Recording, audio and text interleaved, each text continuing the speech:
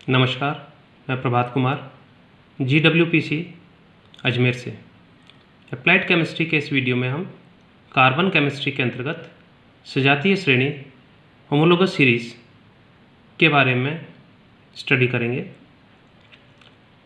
कार्बनिक यौगिकों का IUPAC नामकरण सीखने से पहले होमोलोगस सीरीज़ का कॉन्सेप्ट समझ लेना बहुत ज़रूरी है, क्योंकि ये कॉन्सेप्ट सिर्फ ऑर्गेनिक कंपाउंड्स में पाया जाता है और एक ही होमोलोगस सीरीज़ के जितने भी सदस्य कंपाउंड होंगे उनके नामकरण में कुछ सिमिलरिटी देखने को मिलेगी। तो आइए सजातीय श्रेणी क्या होती है इसके बारे में हम जानते हैं। सजातीय श्रेणी से हमारा अभिप्राय है कि जब समान क्रियात्मक समूह युक्त यौगिकों को उनके बढ़ते हुए अणुभार के क्रम में अरेंज किया जाता है तो जो सीरीज़ प्राप्त होती है वह होमोलोगस सीरीज़ होती है। तो इसलिए उदाहरण से हम समझेंगे इस बात को कि एक ही सजातीय श्रेणी के सभी सदस्यों को एक सामान्य नाम जनरल नेम दिया जा सकता है तथा उन्हें एक सामान्य सूत्र या जनरल फॉर्मूला से व्यक्त किया जा सकता है। फॉर एग्ज़ाम्पल, जो हाइड्रोकार्बन्स होते हैं उनकी ये 3 होमोलोगस सीरीज़, पहली सीरीज़ जिसे एक सामान्य नाम अल्केन दिया गया है और जिससे सामान्य सूत्र CnH2n+2 से रिप्रेजेंट किया जाता है। ये सैचुरेटेड हाइड्रोकार्बन्स हैं, अर्थात कार्बन कार्बन सारे बॉन्ड इसमें सिंगल बॉन्ड होते हैं। संतृप्त हाइड्रोकार्बन की होमोलोगस सीरीज़ है।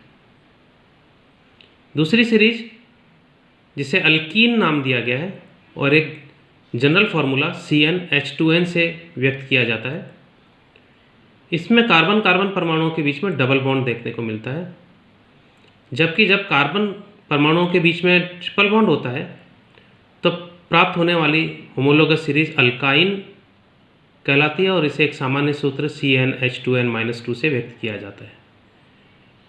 तो इस प्रकार से हाइड्रोकार्बन की ये 3 प्रकार से सजातीय श्रेणियां देखने को मिलती हैं। इसी प्रकार से जब अल्केन CnH2n+2 में से एक हाइड्रोजन परमाणु का रिप्लेसमेंट OH समूह से हो जाता है तो CnH2n+1.OH अल्केनॉल सीरीज, अल्कोहल्स की सीरीज प्राप्त होती है, जो कि अल्केन का डेरिवेटिव है। इसी प्रकार से जब अल्केन में से एक हाइड्रोजन परमाणु का रिप्लेसमेंट COOH समूह से हो जाता है तो अल्केनोइक एसिड की होमोलोगस सीरीज प्राप्त हो जाती है।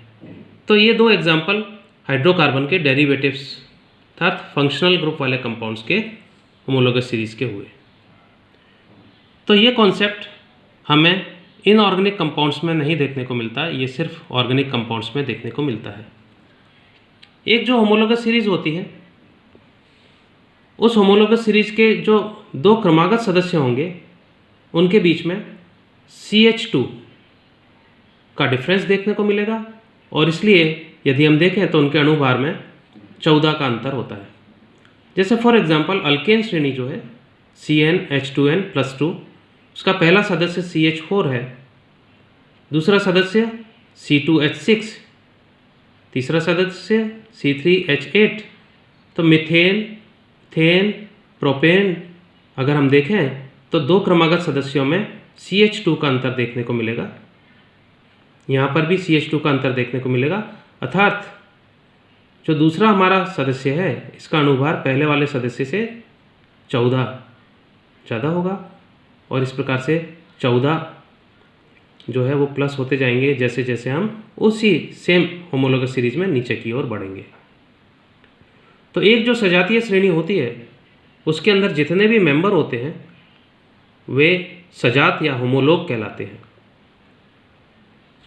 एक सजातीय श्रेणी के सभी सदस्यों में समान क्रियात्मक समूह होने के कारण उनके रासायनिक गुणधर्मों में समानता देखने को मिलती है।